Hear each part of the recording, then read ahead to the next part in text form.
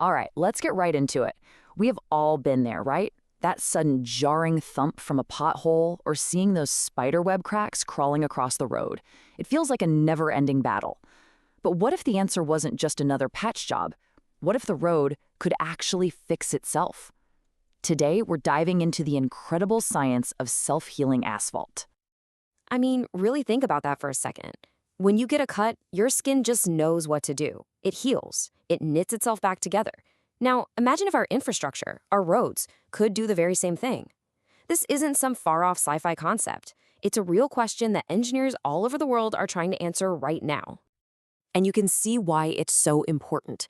On one side, you have the world we know: cracks, potholes, endless repair crews causing traffic jams. You know the drill.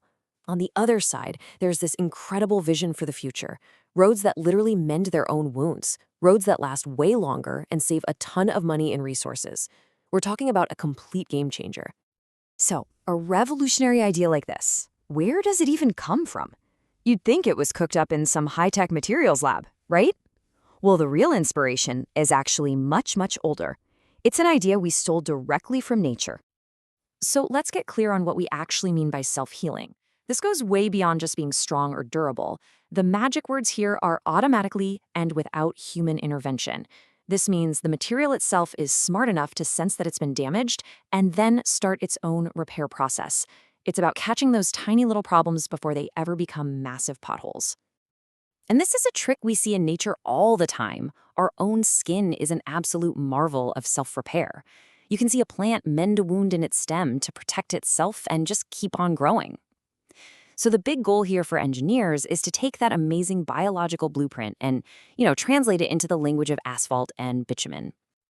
Okay, so the idea comes from nature. That's cool, but how do you actually do it? How do you make a road smart enough to fix itself? Well, let's get into the really clever methods engineers have come up with to make this happen.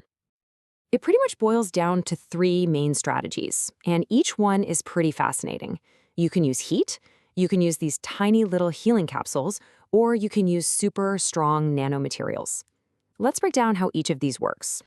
First up is induction heating. This is so cool. So, when you first lay the road, you mix in these little tiny steel fibers. They just sit there, doing nothing.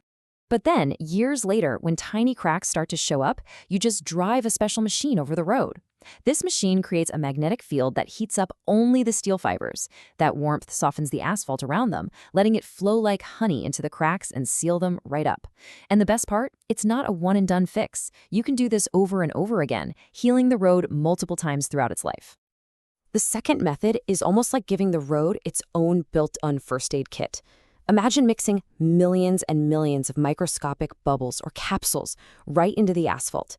Each tiny bubble is filled with a healing agent, like a special kind of oil. As soon as a crack forms, it rips open some of these capsules. The healing oil immediately seeps out, fills the gap, and then hardens, basically gluing the road back together from the inside.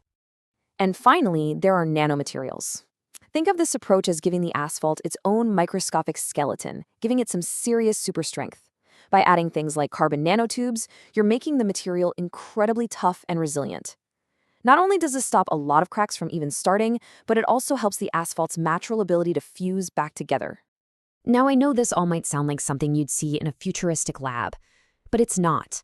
This technology is leaving the lab and it is literally hitting the pavement.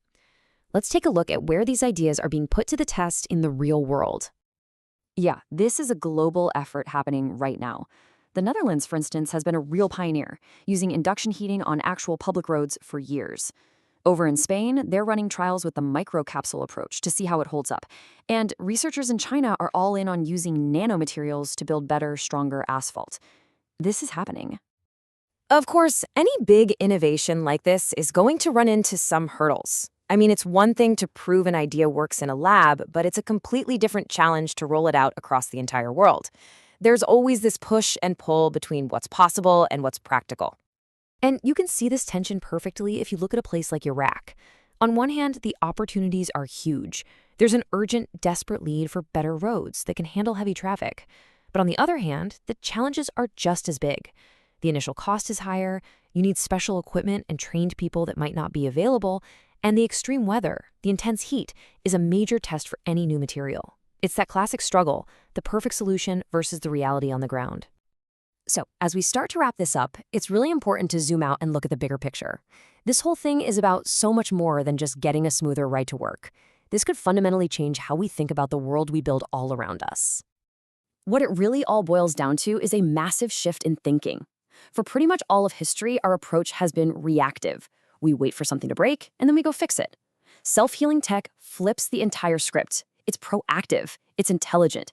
It's about designing things that can take care of themselves, which ultimately leads to a much more sustainable and resilient future for all of us. So it leaves you with this one last thought. We've seen how our roads can get smarter, how they can learn to heal. But what's next? Should our buildings be able to repair their own cracks? Could our phones fix their own circuits? The road we're on is just the beginning.